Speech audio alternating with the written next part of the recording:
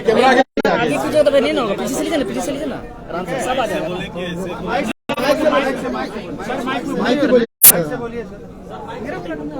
अच्छा अरे हटा दे भैया थोड़ा इसका तार यार कान में फंसा है, हटा ऊपर कर दे।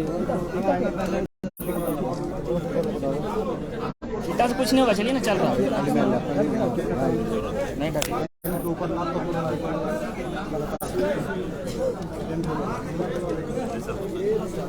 छोड़ी। आज रामगढ़ विधानसभा के उपचुनाव पर आजसू पार्टी भारतीय जनता पार्टी के संयुक्त उम्मीदवार के रूप में श्रीमती सुनीता चौधरी जी ने आज नामांकन भरा है। मोबाइल पीछे रखिए ना, तार आ रहा है तो हम सभी इस उपचुनाव के महत्व को साथ दीजिएगा तो किसी होगा समझते हुए इस राज्य के वर्तमान हालात और वर्तमान राजनीतिक स्थिति की पूर्णतः ठीक है चल रहा समीक्षा और जनसंवाद के बाद ये उपचुनाव काफी महत्वपूर्ण है और हम सभी लोगों ने राज्य की भावना को इस उपचुनाव में केंद्रित करते हुए इस चुनाव को लड़ने का निर्णय लिया है। ये उपचुनाव 3 वर्ष के राज्य सरकार के वादा खिलाफी, भ्रष्टाचार,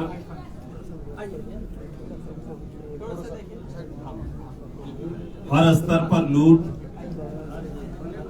और जिम्मेदार व्यक्ति का झूठ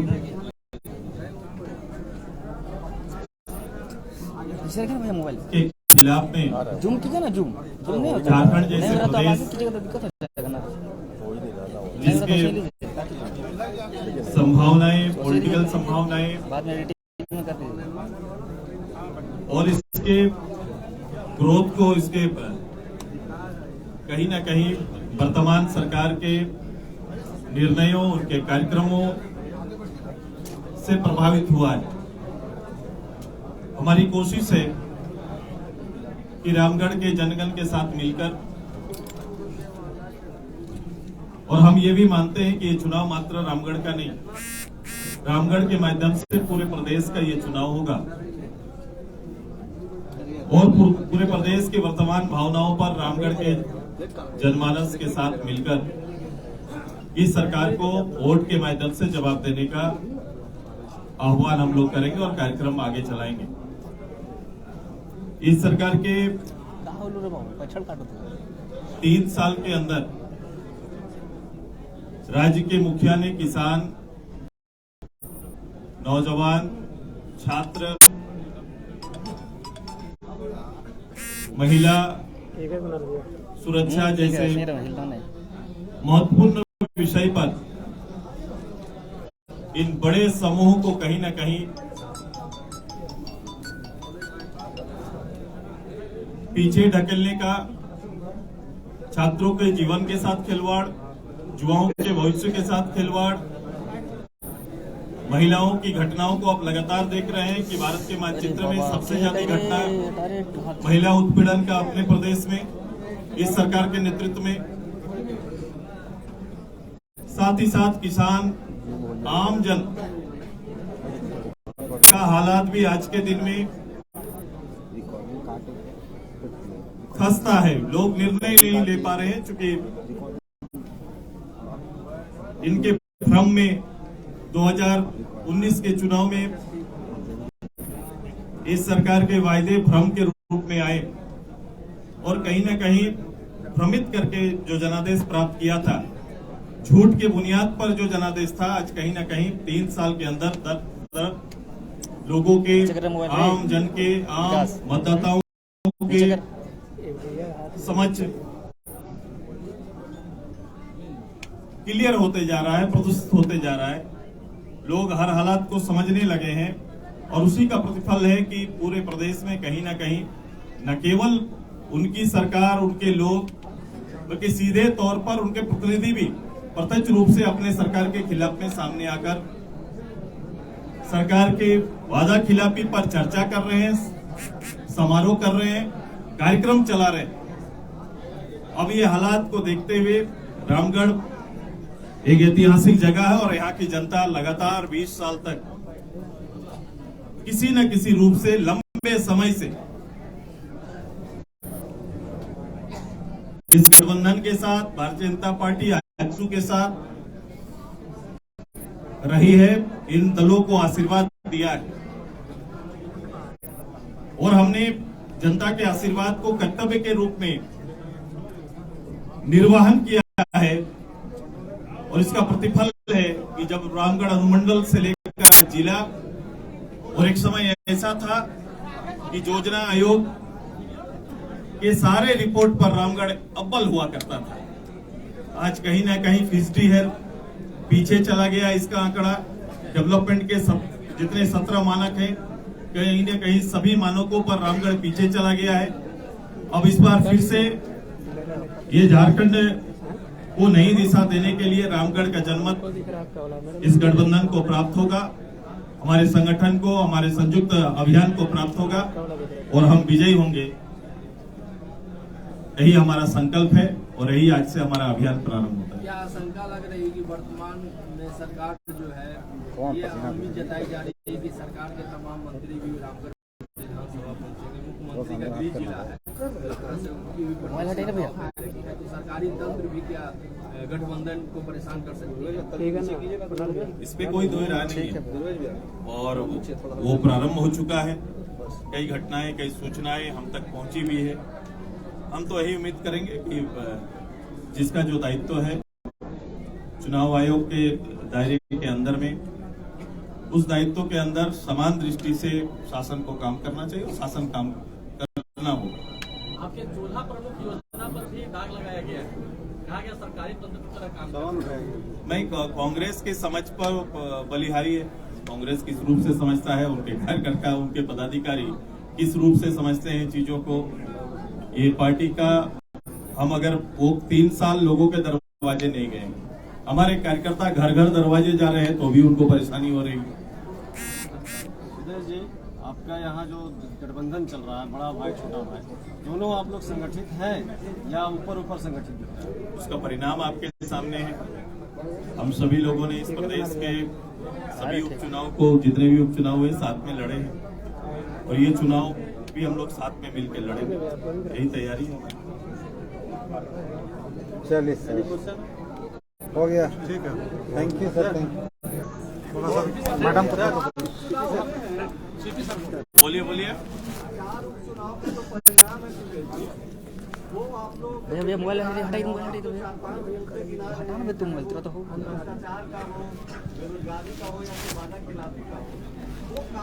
ना तुम विकास हटवा।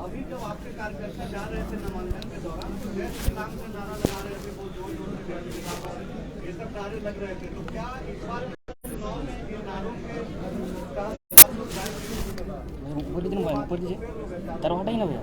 नहीं, जो भी चुनाव हम लोग ने लड़ा है, चुनाव जो भी आया पिछले चुनाव के परिणाम से ऊपर आया है। अब उस चुनाव के मत के अंतर को देखो तो कहीं ना कहीं मतांतर जो था पिछले 19 में, वो जब हम लोग उपचुनाव के माध्यम से आए, जहां भी लड़े वहां मत प्रतिशत बढ़ा है। और चुनावी नारे अपने अपने होते हैं, जैसे लोग अपना पार्टी अपना तय करता है, लेकिन यहाँ तो पूरा जन का एक ही नारा है कि भाई जो वर्तमान सरकार हटाओ नारा है।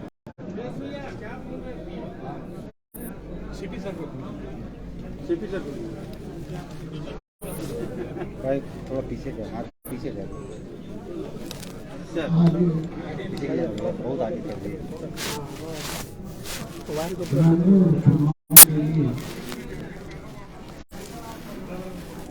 आजसू और भारतीय जनता पार्टी